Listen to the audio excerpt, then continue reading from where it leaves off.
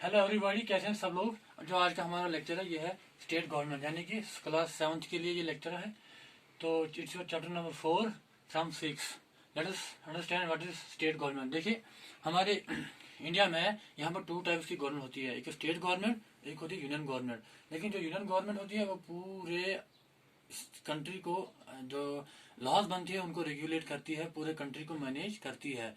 लेकिन जो state government है, स्टेट गवर्नमेंट के पास क्या होती है, कन्फाइनेड टेरिटरी होती है, डिफाइनेड टेरिटरी होती है, जहां तक ये अपने लॉज बना सकती है। For example, we have earliest wise state है जम्मू एंड कश्मीर। देखिए, यहाँ जम्मू एंड कश्मीर एक स्टेट हुआ करती थी 5 अगस्त 2019 तक। तो क्या था, यहाँ अपनी गवर्नमेंट हुआ करती थी, अपना चीफ मिनिस्टर हुआ करता था, जो विदाउट एनी इंटरफेरेंस इस स्टेट को कंट्रोल किया कर सकता था। तो ये होती है स्टेट गवर्नमेंट, यानी कि जब अपनी सोवरेनिटी होती है, अपनी मैंने स्टेट ऑफ अफेयर्स को रेगुलेट करने के लिए, मैनेज करने के लिए, इसे हम कहते हैं स्टेट गवर्नमेंट। ठीक है।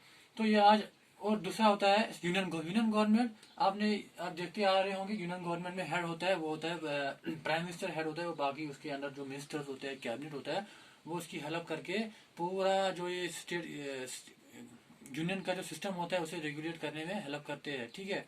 लेकिन हमें उतना वास्ट नहीं जाना है, हमें महज इतना समझ लेना है कि फेडरल, ये स्टेट गवर्नमेंट क्या होती है और फेडरलिज्म क्या होता है। स्टेट गवर्नमेंट ने आपको बोल दिया, किसी भी स्टेट की अपनी गवर्नमेंट, जिसमें वो इंडिपेंडेंटली अपनी स्टेट को क्या करे, कंट्रोल करे, लॉज बनाए, और स्टेट ऑफ अफेयर्स, बाकी लॉ ऑर्डर वगैरह को अपने हिसाब से कंट्रोल करे, मैनेज करे, उसे हम स्टेट गवर्नमेंट कहते हैं। ठीक है। और दूसरा हम यहाँ हमें डिस्कस करना है, जो इंडिया है यहाँ पर क्या है, जहाँ फेडरल सिस्टम है। क्या है फेडरल सिस्टम? देखिए, फेडरल सिस्टम क्या होता है, फेडरल सिस्टम में पावर डिवाइड होते हैं, सेंटर और स्टेट के दरमियान क्या होते हैं, पावर डिवाइड होते हैं। यानी कि स्टेट को बोला जाता है कि आप अपने पावर्स खुद एक्सरसाइज कर लो, आपके पावर दिए गए हैं, आप सॉवरीन हो अपनी स्टेट में, आप अपनी स्टेट को अच्छे से चला सकते हो। दूसरा है सेंटर, यानी कि सेंटर में क्या होता है, सेंटर में प्राइम मिनिस्टर हेड होता है गवर्नमेंट का, जो कि पूरे पावर एक्सरसाइज करता है with the help of council of minister, cabinet of minister, other minister, MLA, MP वगैरह से पूरे स्टेट की, पूरी कंट्री को, पूरी मुल्क को क्या करते हैं, रेगुलेट करते हैं। ठीक है। तो क्या है, अपने अपने लिस्ट दिए गए हैं। यहाँ पर फेडरलिज्म में इंडिया की बात करेंगे, अपने अपने लिस्ट दिए गए हैं। State list near about it should be 67।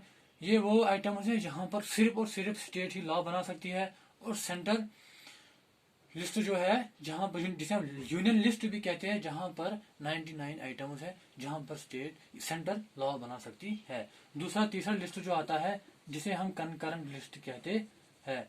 क्या कहते हैं? Concurrent list. कंकरेंट लिस्ट वो लिस्ट होता है जहां पर सेंट्रल भी लॉ बना सकती है, स्टेट भी लॉ बना सकती है। ठीक है। आई बात समझ में? कंकरेंट लिस्ट में मतलब स्टेट के रेस्पेक्ट से भी लॉ बना सकते हो, सेंटर के रेस्पेक्ट से भी लॉ बना सकते हैं, हम कंकरेंट लिस्ट कहते हैं।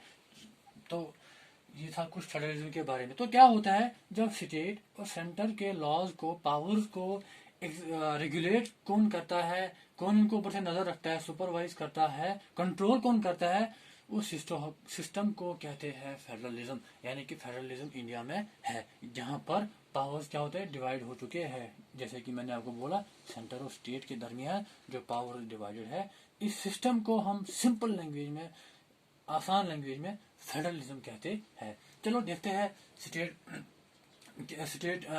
जो लेजिस्लेचर। सबसे पहले हम स्टार्ट करते हैं लेजिस्लेचर से। देखो, स्टेट में क्या होता है, गवर्नमेंट का सबसे पहला अंक जो होता है वो होता है लेजिस्लेचर। क्या होता है? लेजिस्लेचर। लेजिस्लेचर में क्या होती है, इसमें 2 ऑर्गन्स होते हैं। एक होती है लेजिस्लेटिव असेंबली, दूसरा होता है लेजिस्लेटिव काउंसिल।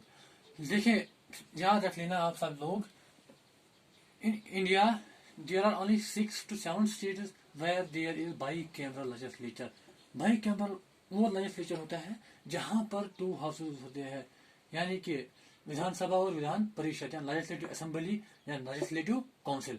ठीक है। लेकिन यहाँ पर सिर्फ 6 स्टेट्स है जहां पर ये बाईकैमरल लेजिस्लेचर है। वो कौन कौन सा है? जम्मू एंड कश्मीर, यूपी, और Jammu and Kashmir, UP, Andhra Pradesh, Bihar, Maharashtra and Karnataka, और परहैप्स नाउ तेलंगाना भी है, जहां पर क्या है, बाई कैमरल लेजिस्लेचर है। जो बाकी स्टेट्स है वहां पर क्या है, यूनिकैमरल, यानी कि एक ही हाउस है जिसे हम लेजिस्लेटिव असेंबली कहते हैं। अब सबसे पहले लेजिस्लेटिव असेंबली पर जाते। देखिए लेजिस्लेटिव असेंबली जो होती है, यहाँ पर हमारे एमएलए साहिबान बैठते हैं, जिन्हें हम डायरेक्टली इलेक्ट करके यहाँ पहुंचाते हैं, जो यहाँ पर लोगों को रिप्रेजेंट करते हैं, जिन्हें हम सिंपल लैंग्वेज में एमएलए कहते हैं।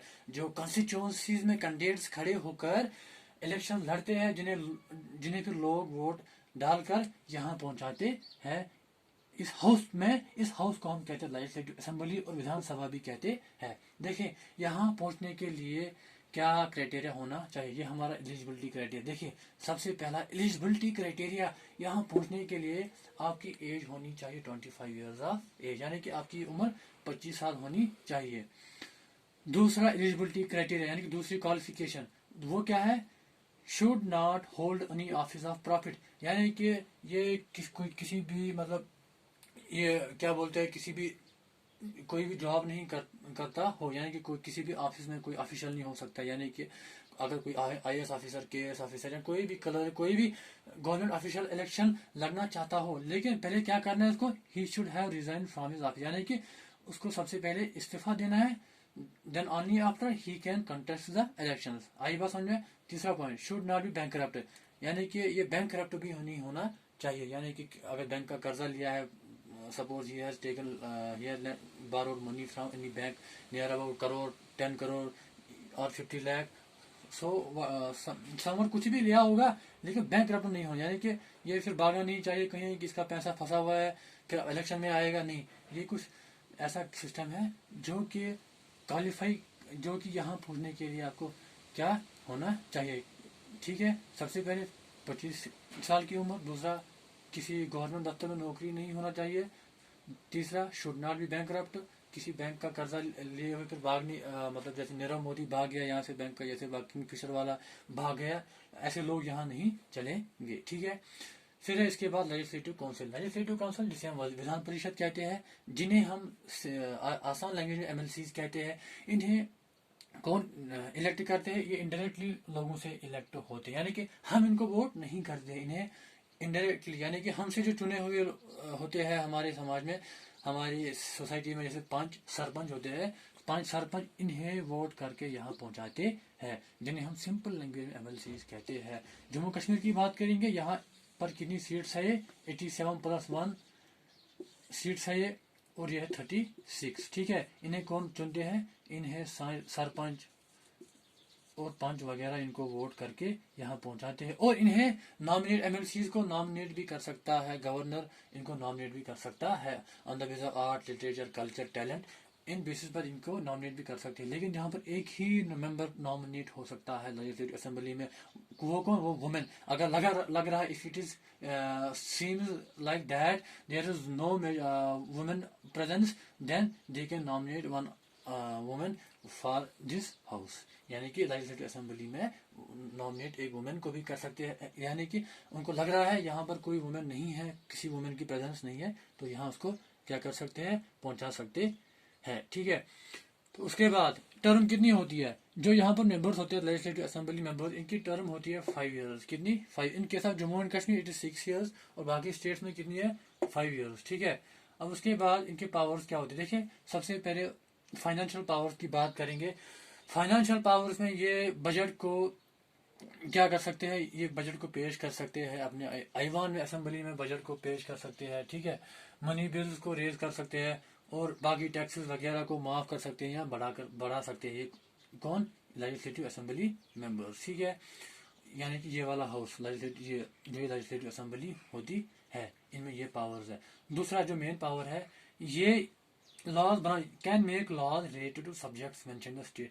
ये कंकरेंट, देखो मैंने बोला आपको स्टेट लिस्ट, कंकरेंट लिस्ट में भी जो लॉज है वहां पर भी लॉज बना, ये आइटम्स है वहां पर भी लॉज बना सकते हैं, और स्टेट लिस्ट में जो लॉज है, आइटम्स है, वहां पर भी ये लॉज बना सकते हैं, कौन क्या बोलते हैं इसको, लेजिस्लेटिव असेंबली मेंबर, ठीक है। तो ये था कुछ आज के लेक्चर में, कुछ ब्रीफिंग अबाउट स्टेट गवर्नमेंट। सबसे पहले और एक बार थोड़ा रिव्यू करते हैं, स्टेट गवर्नमेंट वो गवर्नमेंट होती है जो इंडिपेंडेंट होती है, जो सॉवरीन होती है, अपने स्टेट ऑफ अफेयर्स को क्या करने के लिए, मैनेज करने के लिए, कंट्रोल करने के लिए with in their specified territory, यानी कि स्टेट कहाँ तक। देखिए लखनपुर से लेकर कुपवारा तक जम्मू एंड कश्मीर स्टेट हुआ करती थी, यानी कि यहाँ का चीफ मिनिस्टर अपने पावर एक्सरसाइज कहाँ से कहाँ तक कर सकता था, लखनपुर से लेकर कुपवारा तक, क्योंकि ये स्टेट यहीं तक अगर जोग्राफिकली क्या है डिफाइंड है।